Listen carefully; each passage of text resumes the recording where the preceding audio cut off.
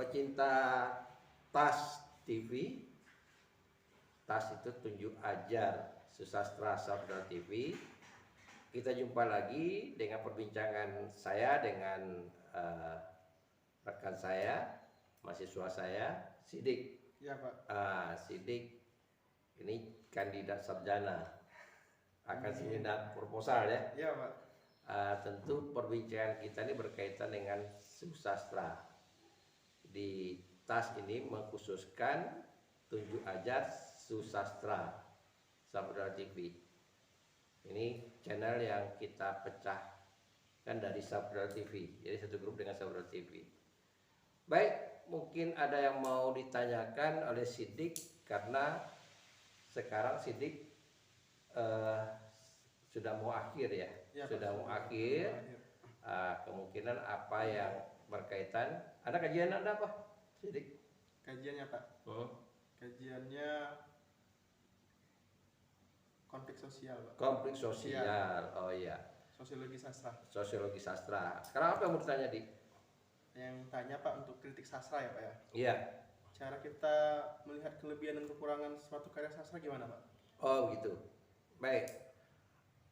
Kita bicara kelebihan dan kekurangan, sebetulnya sebuah karya itu kan ada prosesnya. Ya. Proses si pengarang tuh menulis. Jadi ada semakin produktif pengarang itu, semakin matang tulisannya. Nah, sastrawan itu pun begini. Ketika dia menulis, dia baru mencari jati dirinya. Tapi setelah dia banyak menulis, maka jati dirinya itu akan terbentuk sendirinya. Kemana arahnya? Contohnya begini, alirannya apa? Ya, kita tidak bisa mengatakan bahwa saya mau membuat aliran romantis lah. Jangan-jangan ketika kita mau menulis itu tidak terbentuk aliran itu, tidak bisa kita mendalami aliran romantis itu gitu. Nah, jadi yang pertama yang mau kita kritik itu sebetulnya bagaimana melihat kelebihan dan kekurangan dari sastrawan itu ya. Nah, kelebihan dan kekurangannya. Dan orang banyak mengkritik itu bertolak dari karya, bukan dari si pengarangnya. Ya, bukan dari si pengarangnya. Kebanyakan kritik itu bertolak dari karya. Jadi bedah itu dari karya dulu. Lalu baru dikaitkan dengan teori yang dipakai. Ya, baru dikaitkan dengan teori dipakai. Jadi pisau bedahnya begitu. Karya, lalu kemana dia mau dihubungkan? Dalam karya kita tahu, karya itu bisa dibedah, bisa dilihat dari 5 sisi. Ada sisi pengarangnya, ada sisi masyarakatnya, ada sisi teks itu sendiri, tanpa ada embel-embel luar, kita bicara teks itu aja. Ibaratnya kita pakai kacamata kuda, teks itu aja. Kemudian ada sisi penerima karya dihubungkan dengan penerima, penikmat karya sastra, pembaca. Kemudian terakhir kita mengaitkan antara pengarangnya, karyanya, dan pembacanya. Nah, sekarang itu dulu kita tentukan. Kalau kita fokuskan sekarang, kita sudah bulatkan sekarang bahwa kita hanya ingin bicara teksnya saja. Ini bicara teks aja. Ada beberapa cara kita mengkritik sesuai dengan teori yang bicara tentang teks. Namanya kritik itu objektif. Ya, objektif artinya objeknya aja. Kita tidak tahu siapa pengarangnya, kita tidak nyinggung apa inspirasi dari mana, tapi objeknya aja. Yang terutama yang dikritik orang itu adalah bagaimana bangunan karya sastra itu, mengkritik bangunannya. Ibarat kalau kita mau bangunan, konstruksinya. Apa itu konstruksinya? Unsur intrinsiknya. Atau unsur fisik dan unsur batinnya. Nah, itu yang dikritik pertama. Unsur itu dilihat dari kacamata berdiri sendiri dia. Kita tahu bahwa karya sastra itu puisi kan beda dengan fiksi. Unsur intrinsiknya, kalau ada kesamaan kesamaannya ada tema. Ya, masing-masing ada tema. Ada topik yang dibicarakan, masing-masing ada. masing-masing ada judul, semuanya ada gitu. Tapi ada yang ciri khasnya. Misalnya rima itu ada di puisi, Pak. Ya, pola larik atau pola baris ada cuma di puisi. Nah, kemudian tipografi, irama. Jadi itu unsur-unsur yang hanya pada puisi. Nah, kita harus paham dulu gitu. Dan kita bicara fiksi lagi. Ada alur, ada setting, ya, ada tempat, setting tempat seperti waktu. Ya kan? Kemudian ada tokoh, ada perwatakan gitu. Nah, ini yang kita harus cermati per unsurnya. Misalnya begini, kita mengambil satu unsur saja, tokoh dan penokohan atau karakter. Kita tahu apakah sastrawan itu, sederhananya kita pikir, dia memberikan watak tokoh itu sifatnya permanen, kayak pada sastra lama, hitam putih. Kalau dia tokoh hitam dari awal sampai akhir tokoh hitam, permanen gitu. Atau watak itu berkembang sesuai dengan situasi atau konflik yang dihadapi. Nah, kalau misalnya sastrawan itu menghadirkan tokoh berdasarkan pemikiran tadi, ya udah dihukum tokoh itu dengan karakternya, berarti pemikirannya itu kan kita tahu bahwa pemikiran itu pikiran lama. Sementara orang kan bisa saja hari ini bisa baik, bisa jahat. Watak orang tuh bisa dipengaruhi oleh lingkungan. Tidak semua watak orang itu permanen gitu. Mungkin cara berpikirnya. Nah, ini kita lihat dari watak tokoh gitu. Nah, kemudian itu kalau kita bicara tentang watak, banyak sekali yang bisa kita gali. Dan itu bisa jadi kajian itu menyinggung masalah psikologi. Karena watak karakter orang kan berkaitan dengan kejiwaan. Bisa jadi berkaitan dengan sosiologi. Bisa jadi gitu. Jadi dengan sosial gitu. Sosial dalam arti kata masih pada lingkaran dalam karya itu gitu. Kita tidak mengaitkan dengan sosial keadaannya, tapi yang ada dalam dunia fiksi itu, karena kita kan tahu kan, fiksi itu dianggap sebagai bahagian dari dunia karena di sana tuh sudah komplit, gitu. Ada orangnya, ada tempatnya, ada persoalannya gitu. Jadi bahagian dari dunia yang dibuat oleh si pengarang pada karya fiksi. Nah, kita bisa melihat dari sudut itu. Kira-kira seperti itu. Nah, jadi kita bisa mengkritik unsur per unsur. Unsur per unsur. Contoh lagi misalnya, kita tidak bisa menentukan sebuah karya itu temanya ini. Nah, kita tuh harus perdebatkan tema yang dikatakan temanya yang mewarnai seluruhnya karya itu. Kan begitu? Yang melatar belakangi sebuah karya sastra itu. Nah, kita tuh harus lihat peristiwa per peristiwa. Jangan-jangan nanti ya kita duga temanya A, tahu-tahu atau si pengarang katakan temanya A tentang konflik sosial misalnya, tahu-tahu setelah kita lihat justru yang dominannya bukan itu. Nah, ini juga terkadang sama dengan kasusnya nanti bisa jadi orang salah tafsir dengan tema.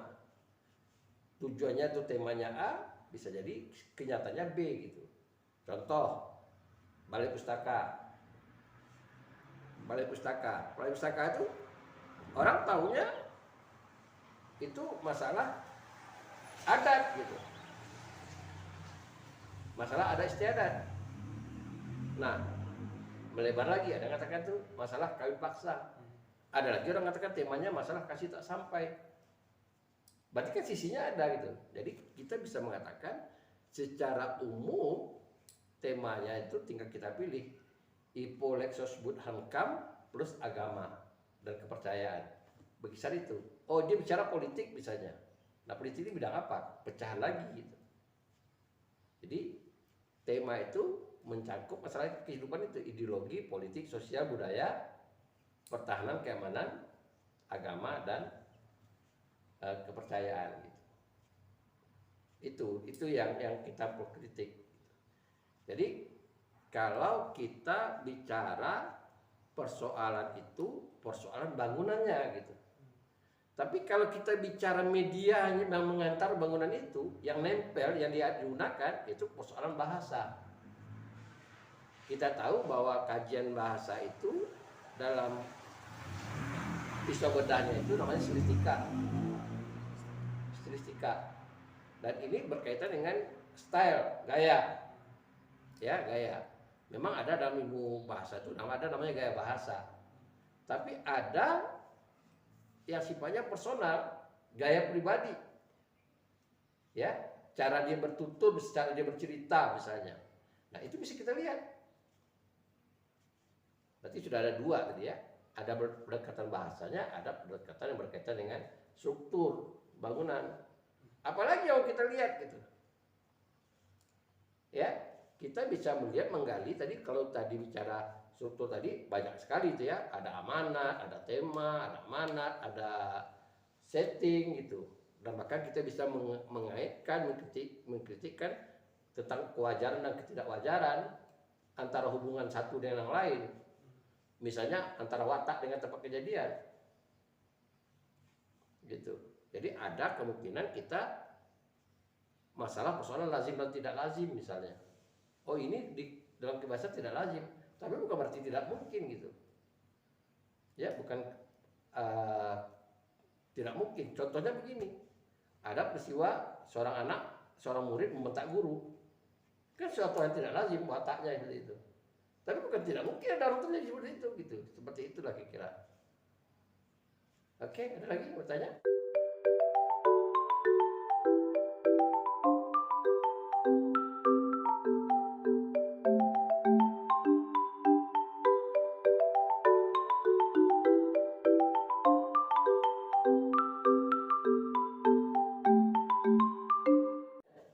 Jadi Pak, kalau seperti itu, apakah dalam mengkritik itu ada nilai yang dijunjung?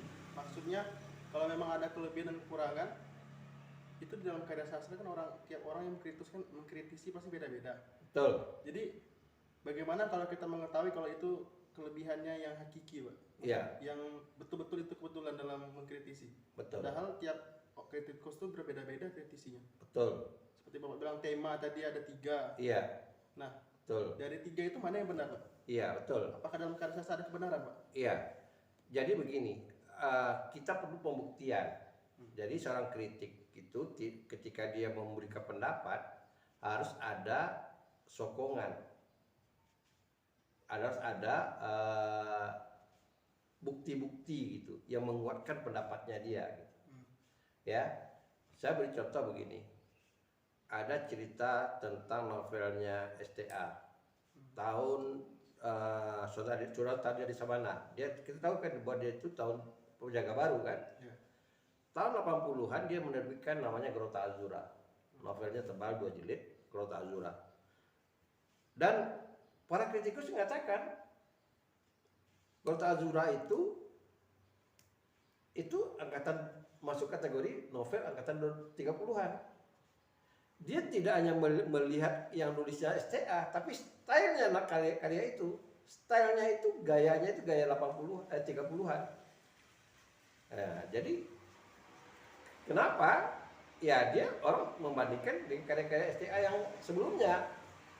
Ya, Dian yang Tak Kunjung Padam, kemudian Letter Kembang, beberapa karya STA itu dibandingkan dengan Grota Azura. Jadi oleh karena itu berdasarkan ciri-ciri khas seperti itu, ditambah lagi STA memang tokohnya angkatan Penjaga Baru, maka diyakinkan orang bahwa itu Penjaga Baru walaupun dia lahir tahun 80-an. 80-an itu kita tahu warnanya itu udah beda. Warna karya itu adalah warnanya yang dibawa oleh Iwan Simatupang. Kalau cerpennya itu Putu Wijaya. Kalau novel itu novel Iwan Simatupang, Merahnya Merah, Ziarah, yang mewarnai. Muncul nih karya yang tidak ikuti zaman ya maksudnya ya, tidak ikut tren seperti itu, maka orang katakan dia tuh novelnya penjaga baru gitu. Karena kita tahu novel itu berkembang ketika zaman Jepang kan tidak berkembang novel, yang ada cuma Aki, Idrus yang populer gitu. Setelah itu kemudian berkembang cerpen, ya yang berkembang justru cerpen, novel nggak berkembang. Tahun 80-an baru muncul cerpen-cerpen Indonesia yang warnanya baru ya, warnanya baru. Bukan berarti tidak ada yang nulis novel, tapi warnanya masih penjaga baru gitu. Gitu. Jadi kita boleh berbeda pendapat dengan orang, boleh, tapi dengan catatan kita harus punya argumentasi. Argumentasi ya Pak? Iya, karena kritik sastra itu tulisannya tulisan argumen, argumentasi. Jadi ketika kita berpendapat, mau kita membicarakan itu sebuah karya punya nilai plus atau minus, nah kita sudah harus lengkap dengan alasan kita gitu, dengan alasan kita di. Kalau argumentasinya dipatahkan gimana Pak? Apakah jadi tetap kritik sastra atau tidak? Tetap karya kritik atau tidak? Maksudnya ada yang lain kritik? Ya, ada yang mengkritik cuma dipatahkan sama orang, dan yang mengkritikus itu mengiyakan kalau dia itu salah dalam mengkritik. Itu bisa jadi. Nama dalam arti kata bukan berarti kritik itu lemah, batal, tidak. Tidak ya Pak? Tapi tinggal pembaca berpihak kemana gitu. Pembaca berpihak kemana? Saya beri contoh begini. Pembelaan A.B. Yasin terhadap Kerawang Bekasi atau terhadap novel Tenggelam kemudian Hamka yang dituduh plagiat dengan Madalena. Nah akhirnya orang, karena mungkin H.B. Yasin yang memberikan penjelasan yang benar, akhirnya orang paham gitu. Ya, orang paham. Akhirnya isu tentang plagiatnya Khairil atau Hamka hilang. Kira-kira seperti itu. Jadi memang perlu kearifan. Kita tidak perlu harus menjudge sebuah karya itu, menentukan, menghujat sebuah karya atau memuji sebuah karya. Tidak perlu kita cepat. Biarkan pembaca sebetulnya yang mengharuskan. Cuma kita memaparkan itu tadi kata Abe Yasin, kita tidak memberikan keputusan gitu. Cuma kita memaparkan sesuai dengan pengetahuan kita. Ya kalau kita berpendapat, ya kita kemukakan pendapat kita gitu. Kita kemukakan pendapat kita, data-data yang ada yang mendukung di dalam teks itu, nah atau ada referensi lain yang mendukung dengan pendapat kita itu saja. Jadi bukan berarti mengkritisi itu kita selalu beranggap benar. Ya, tapi kita ibaratnya kita membuka tabir. Nah, mengkritik itu kita ibaratnya kita membuka tabir. Ini loh yang kita kaji, ini yang kita buka tuh. Setahu kita begini gitu. Tetapi kalau ada orang lain mengatakan dalam sisi lain dia memandang, tidak ada masalah. Ya, tidak ada masalah hal seperti itu. Jadi dalam kritik berbeda pendapat itu sah-sah saja. Cuma sekali lagi yang kita hindari jangan bertolak dari kebencian atau dari keberpihakan. Ya. Karena itu seorang yang susahnya kita seorang kritikus itu berhati netral. Ya, berhati netral gitu. Jangan karena kita suka, ini contohnya gini. Saya suka dengan Ebit G.Ade misalnya. Lalu saya tentu mengkritik, memuja-muja karya Ebit G.Ade gitu, misalnya seperti itu. Nah itu yang tidak benar. Jadi kita tentu bertolak dari pemahaman kita, ilmu yang kita pakai. Jadi kita modal kita kritik itu yang pertama sekali adalah ilmu sastranya, sejarah sastranya gitu. Jadi historis sastranya ya kita harus kita kuasai. Yang kedua, dari sisi mana kita bisa mengodah. Karena itu tiga bidang dalam ilmu sastra itu tidak bisa dipisahkan. Ada kritik sastra, kita harus menguasai teori, dan harus kita menguasai sejarah sastra. Nah, bisa jadi di satu sisi kita pisaunya berbeda, pisau yang kita gunakan untuk mengkritik itu berbeda gitu. Bisa jadi berbeda pendapat. bisa jadi itu berbeda pendapat gitu. Artinya mungkin dari satu sisi orang mengatakan dari satu unsur ya, misalnya ada beberapa unsur itu, ada dari satu unsur kita karya sastra unggul gitu, tapi di unsur lain gitu. Jadi ibaratnya kita ini melakukan semacam penjurian. Kritik sastra itu udah boleh katakan semacam penjurian. Penjurian artinya bagaimana kita netral bicara, ya kita netral berbicara. Jadi bisa saja sebuah karya sastra dia punya kelebihan dan dia punya kelemahan, tapi jangan kita tutupi kelemahannya karena kita ingin mengangkat kelebihannya, atau sebaliknya jangan kita tutupi kelebihannya karena kita ingin mencari kelemahannya. Ini kan banyak nih contoh-contohnya. Ini kita belajar kritik sastra itu sama dengan kita dalam kehidupan kita. Ya, dalam kehidupan kita misalnya sekarang Anda lihat di kota-kota YouTube orang mengkritik Anies Baswedan, mengkritik Jokowi gitu. Nah, ada yang sifatnya bukan kritik gitu. Kayak kalau saya lebih cenderung sifatnya menghujat dan memuja berlebih-lebihan. Iya kan? Nah, harusnya kan tidak. Apa kelebihannya dan apa kekurangannya? Nah, nanti pembaca lah yang menimbang itu. Berapa banyak kelebihannya dan berapa banyak kekurangannya. Kira-kira seperti itu. Nah, jadi kalau kita misalnya berangkat dari kedongkolan, kebencian, pastilah kita melihat sesuatu itu ya jadi buruk terus gitu. Ini contoh sekali lagi, katakan kita ada contoh ketika para kritikus itu membicarakan tentang karya Pramudia Anantatur. Nah, banyak orang mengatakan benar enggak dia menanamkan nilai-nilai sosialis di karyanya, karena Pramudia itu kan dari tokoh lembaga kesenian rakyat. Kita tahu bahwa salah satu diantaranya perkembangan sastra di Indonesia itu di zaman PKI itu karya sastra sebagai alat propaganda. Nah, itu yang dikhawatirkan oleh Orde Baru, karena sudah mulai dari sisi kekhawatirannya gitu. Tapi kalau kita bicara berangkat netral, ya tidak bicara siapa pramnya, tapi betul tidak ada bukti-bukti bahwa dia menyebarkan nilai sosialis itu. Harusnya memang dia dibumi hanguskan kalau memang betul gitu. Karena kita bagaimanapun negara kita ini nggak setuju bangkitnya PKI.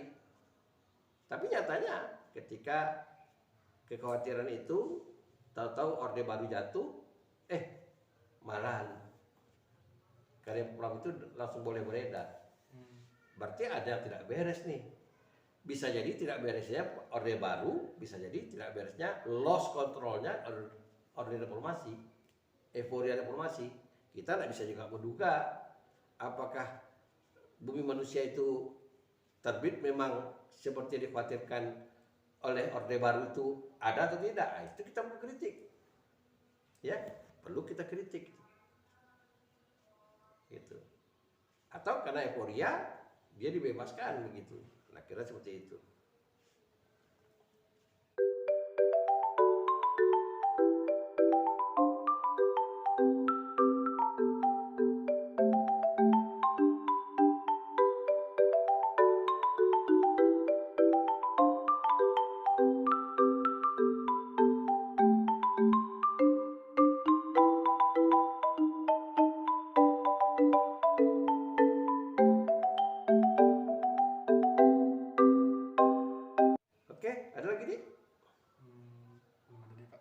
Jadi satu, kemudian yang perlu kita pahami, kritik itu bagaimana supaya sistematis.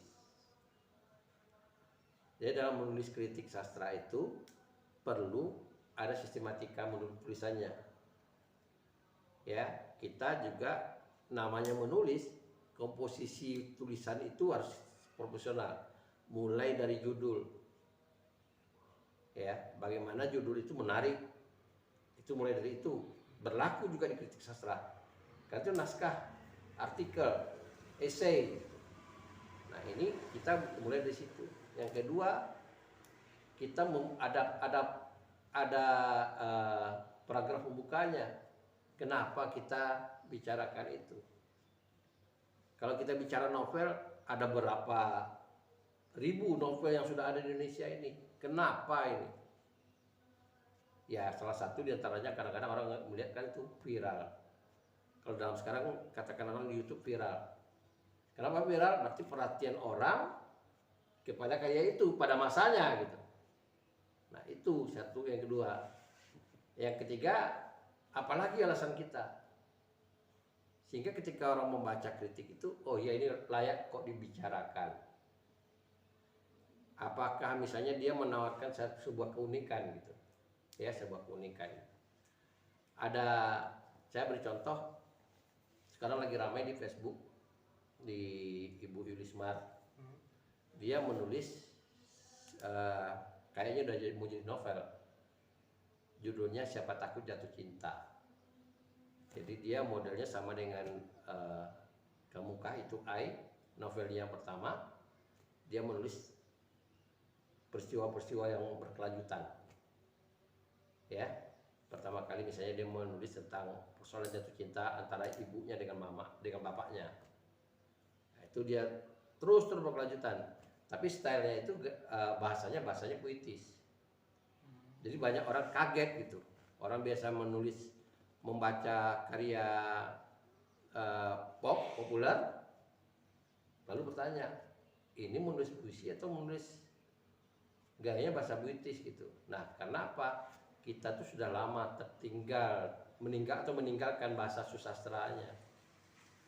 Jadi ada kabar, ada pembelaan dari ada yang pro dan ada yang kontra. Dan banyak yang pro gitu, pengen lihat hasilnya gitu. Nah ini satu hal yang bisa kita lihat dalam perkembangan sekarang. Jadi kita bisa melihat misalnya terkadang karya susastra ini orang sudah lama tidak mengetahui yang karya susastra, tiba-tiba ada sesuatu yang baru dihadirkan orang, jadi kaget orang. Ya, itu kalau kita bicara aspek bahasa. Kenapa? Khusus di aspek bahasa, kita sekarang seolah-olah tidak ada batasannya karya susastra dengan karya pop. Tapi 80-an ke bawah itu jelas sekali para kritikus, para sastrawan, oh ini karya pop, ini karya sastra. Karena di aspek bahasanya jelas berbeda gitu. Jelas berbeda. Tapi sekarang tidak. Orang akan melihat. Jadi kembali ke kita bicara karya hari ini, kita bisa bicara mengkritik unsur intrinsiknya, dan kita bisa bicara berkaitan dengan aspek bahasanya, medianya gitu. Aspek bahasa ini banyak sekali bidangnya ya, banyak sekali. Misalnya yang berkaitan dengan bahasa itu juga sarana dia menyampaikan unsur intrinsik itu. Bagaimana cara dia menyampaikan bahasanya gitu. Jadi berkaitan dengan style, berkaitan dengan ilmu kebahasaan. Karena itu kita bisa pakai namanya pendekatan stilistika gitu. Itu kita sekarang bicara tentang teks ya, kita bicara tentang kritik teks itu yang kita bicarakan. Jadi kita tidak menyinggung masalah siapa pengarangnya, bagaimana masyarakatnya, bagaimana penerimaan masyarakat gitu. Tapi kita bicara teks gitu. Ibarat kita bicara bangunan rumah, oh ini bangunnya cantik, tapi kita lihat konstruksinya gimana. Cantik bisa di luar cantik, jangan keropos di dalam, nggak tahan gitu. Ya, kalau kita boleh bandingkan beginilah, orang membandingkan misalnya kendaraan Jepang dengan Eropa. Kalau model itu Jepang punya, tapi kalau ketahanan itu Eropa. Tahan, royal minyak. Jadi kalau Jepang model irit minyak, karena dia sudah punya hitung-hitungan juga. 3 tahun, paling lama 5 tahun sudah dianggapnya habis. Tapi Eropa kan tidak. Kita lihat ada PW, ada beberapa kendaraan ya, yang sampai sekarang bisa tahan gitu. Akhirnya seperti itu, kita lihat sisinya yang mana nih yang diutamakan oleh pengarangnya. Apakah aspek bahasanya atau aspek konstruksinya? Gitu.